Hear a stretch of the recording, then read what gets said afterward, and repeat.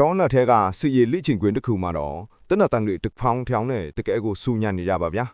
ဂျက်ကီချန်နဲ့သူ့အဖွဲ့ဟာရန်သူတပ်ဖွဲ့တွေရဲ့ဝိုင်းရန်ပိတ်ဆိုတာကိုအမိအယာခံထားရတာပါရန်သူတွေကတနတ်တွေနဲ့တရက်ဆက်ပစ်ခတ်နေပေမဲ့လည်းဂျက်ကီချန်ကတော့တစ်ပင်တွေကိုအကာအကွယ်ယူလိုက်မြေပြင်ပေါ်မှာလှိမ့်ထွက်လိုက်နဲ့လီမြန်နဲ့တုံ့ပြန်မှုတွေတုံးပြီးတယောက်ချင်းစီကိုလက်ပလားနဲ့တင်ခြေမုံနေတာပါအခြေအနေကတကယ်ကိုအသက်လူနေရတဲ့စစ်မြေပြင်အတိုင်းပါပဲနောက်ဆုံးမှာတော့ရန်သူတယောက်ကသူ့ရဲ့နားထင်ကိုတနတ်နဲ့အမိယာထောက်လိုက်နိုင်ပေမဲ့ဂျက်ကီချန်ရဲ့လက်တစ်ပြက်လှုပ်ရှားမှုအောက်မှာတော့အဲ့ဒီတနတ်ဟာစက္ကန့်ပိုင်းအတွင်းမှာပဲသူ့လက်ထဲကိုပြန်ရောက်သွားခဲ့ပါတယ်တကယ်တော့ဒါဟာအထူးတပ်ဖွဲ့ရဲ့အရေးချင်းစစ်လေ့ကျင့်ခန်းတစ်ခုပဲဖြစ်ပါတယ်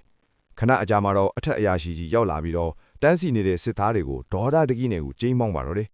အားလုံးဟာစီကံမရှိဘူးလေ့ကျင့်မှုတွေအရာအားနေတယ်ဆိုပြီးအပြစ်တင်ရင်းဂျက်ကီချန်ရဲ့အဖွဲ့ကိုလည်းလူပုံအလဲမှာအဆက်ခွဲလိုက်ပါသေးတယ်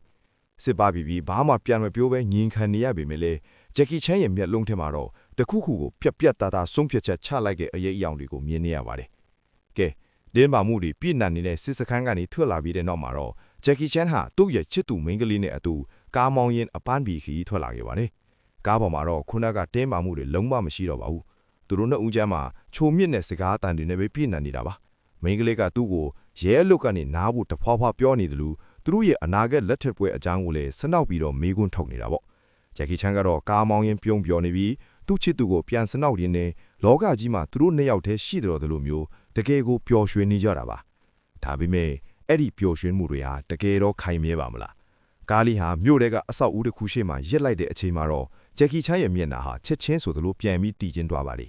သူ့ရှေ့မှာမြင်နေရတဲ့မြင်ကွင်းဟာသူ့လုံးဝကိုမမျှော်လင့်ထားတဲ့အခြေအနေတစ်ခုဖြစ်နေလို့ပါပဲအချစ်နဲ့တာဝန်ကြားမှာဗျာများနေတဲ့ဂျက်ကီချန်တဲ့အောင်ရှေ့ဆက်ပြီးဘလို့အခက်အခဲတွေကိုရင်ဆိုင်ရမလဲသူတို့ရဲ့အခြေရဲကလည်းဘာကြောင့်အန်ဒီရဲ့ရှိလာတာလဲ